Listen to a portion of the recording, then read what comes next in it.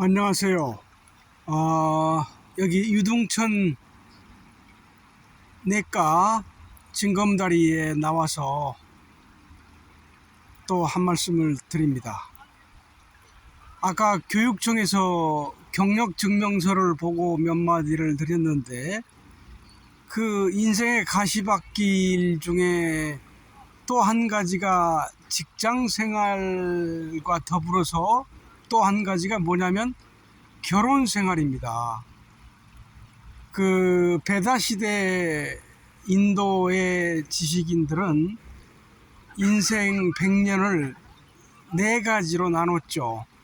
25살까지는 열심히 공부하고, 50세까지는 가정을 이루고, 그 다음에 이제 75세까지 스승을 찾아다니면서 공부하는 시기예요. 그렇죠? 그리고 75세부터 이제 죽을 때까지 유랑하는 시기죠. 그래서 인생 네 가지 사이클을 말했는데, 저로 봐서도 지금이 뭐 60대 초반이니까 진리를 찾아서, 스승을 찾아서 다닐 만한 시기입니다. 근데 아직도 결혼 생활에서 벗어나지 못하고 있어요. 60세가 지나면 어느 정도 다 마무리가 될 거라고 생각했는데, 그게 그렇게 되지 못했고, 지금에 지금 자전거를 타고 아이들이 지금 지나가고 있습니다. 네, 죄송합니다. 그래서 결혼 생활을 한번 돌이켜 보기로 했습니다. 왜 지금 이러냐면은, 제 마땅한 장소가 없어요. 제 인생을 돌이켜 볼 만한 시기인데, 그것을 제가 타이핑으로 일일이 다 치기도 맞지 않고, 요즘 시대에 누가 그걸 제 구구절절한 이야기를 저 자신부터 읽고 싶지도 않으니까, 일단 편리한 점에서 이렇게 브이로그를 통해서 일단 자료로 남겨둡니다. 나중에 이걸 어떤 방식으로든지 정리가 되겠죠. 그 군대에 있을 때, 군대라는 시기가 저한테도 정말 가시밭길이었는데, 아무튼 상관하고 두 번 싸워가지고 군대에서 아무튼 뭐 병원에 강제 입원될 정도였으니까, 아무튼 그런 와중에 집사람을 만나서 결혼을 했어요. 89년 1월 15일 서울 대방동의 공군회관에서 했습니다.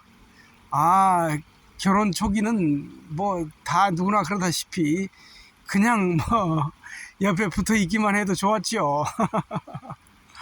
그 서울의 대림동 지하 단칸방에서 결혼 생활을 시작했어요. 그러다 갑자기 큰 아이가 생겼죠. 그 당시 제가 대우증권을 다녔습니다.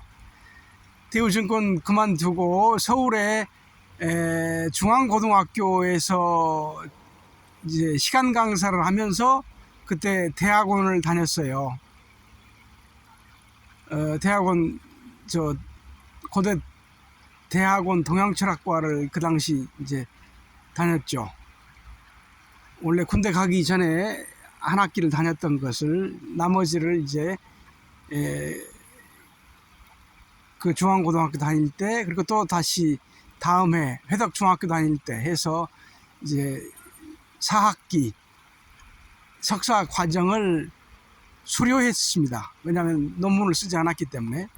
아무튼 그런 과정에서 아이가 대전으로 또 이사 오게 되고, 대전에서 두 번째 아이가 태어나고, 또 대전에 와서 임용시험에 합격해가지고 교직 생활을 시작했습니다. 교직 생활하고 결혼 생활이 나란히, 그쵸? 나란히 병립하는 시대였죠. 처음에는 좋기도 했지만은 갈수록 결혼 생활도 그렇고 교직 생활도 저에게 맞지 않았습니다. 그런데 이미 결혼을 했기 때문에 새 아이들을 키워야 됐어요. 그렇죠? 95년에 또 아들이 태어났습니다. 그래서 새 아이를 키워야 되기 때문에 어쩔 수 없이 또 이게 교직 생활이 밥벌이 수단이 된 거예요. 참 그러면 안 되는데, 저는 그 당시부터 전 대학교 들어가서 그 81년이죠 아마. 81년 네, 한국사 수업 시간에 그 당시 김정배 교수, 사학과 교수가 있었는데 나중에 아주 별 볼 일 없는 아주 어용학자로 변모가 됐지만, 금강경 사구계를 가르쳐 주는 거예요. 범소유상, 개시허망, 약견, 재상, 비상, 즉견열애라. 이 세상의 모든 것이 다 헛된 것이다 말이죠. 그렇죠? 진실을 알아야만 깨우칠 수 있다. 그런 내용이잖아요. 그때부터 이제 진리에 대해서 찾아다니기 시작한 겁니다. 결혼 생활을 하면서 진리에 대한 수행자 생활을 하다 보니까 이게 도저히 결혼 생활이 맞지가 않았습니다. 그래서 계속 어디 스승을 찾아다니고 또 어디 산속으로 가고 막 그런 생활이 반복이 됐죠. 그 과정에서 어울 윤성이 스승님을 뵙게 됐고, 어울 스승님 덕분에 사실은 제가 물론 결혼하기 전에 어울 스승님을 뵀는데 85년에, 그래서 제가 대전으로 내려온 가장 큰 이유 중에 하나가 어울 스승님한테 배우기 위해서 내려온 겁니다.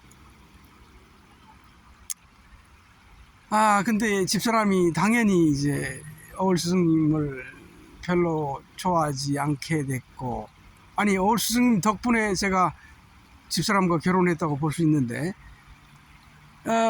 그런 과정들, 결혼의 과정과 직장 생활과 진리를 추구하는 과정이 세 가지가 서로 엇박자가 나는 거죠. 그런 과정에서 결국은 금년까지 보면은 89년에 결혼했으니까 거의 34년의 결혼 생활을 하게 된 겁니다. 참 어려운 시기였습니다. 이제서야 거의 졸업을 다 하게 된 것 같아요.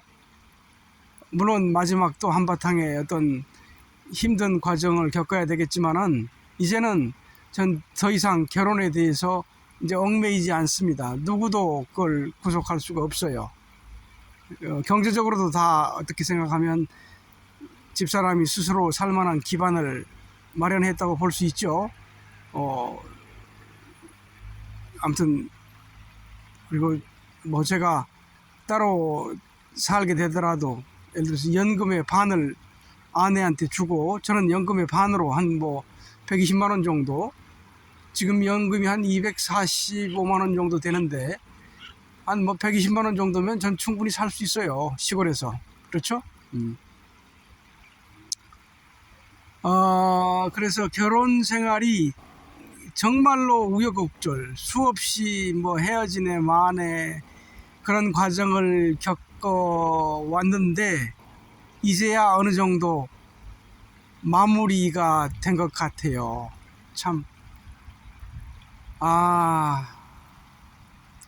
제 블로그의 첫 번째 곡이 인생의 선물이잖아요. 더 이상 그 젊은 시절, 막막한 시절로 더 이상 돌아가고 싶잖아요. 천금을 주고 만금을 준다고 해도 돌아가고 싶잖아요. 지금의 이 여유, 지금의 이 느긋함, 그리고 그 수많은 인생의 헛발질과 시행착오를 거쳐서 얻은 마음의 평화, 정신의 진보, 물론 어울 스승님 덕분에 여기까지 오게 된 거지만, 이 고요함, 이 맑음, 그리고 이 밝음, 이것은 제 평생을 주고 지금까지 얻어온 것입니다. 그 과정에서 집사람의 희생이 많았죠. 그렇죠? 그냥 평범한 학교 선생이었으면, 그냥 평범한 공무원이었으면 집사람은 정말 좋았을 거예요. 그러나 어떻게 생각하면 집사람도 저 때문에 인생의 쓴맛을 너무 많이 보게 된 거죠. 저는 어떤 도깨비 같은, 그렇죠? 완전히 도깨비 같은 괴물을 만나가지고 정말 힘들었을 거예요.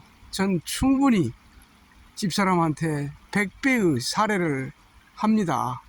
그리고 제가 할 수 있으면 경제적으로든지 또 앞으로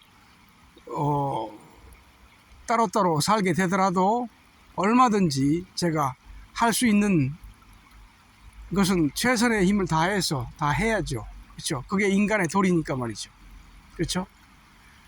그래서 후련합니다. 결혼 생활을 어느 정도 종지부를 찍을 수 있게 됐다는 거, 그걸 저 자신한테 천지신명에게 이렇게 고할 수 있게 돼서 참으로 고맙고 고맙습니다. 네, 두서없는 이야기 여기서 마치겠습니다.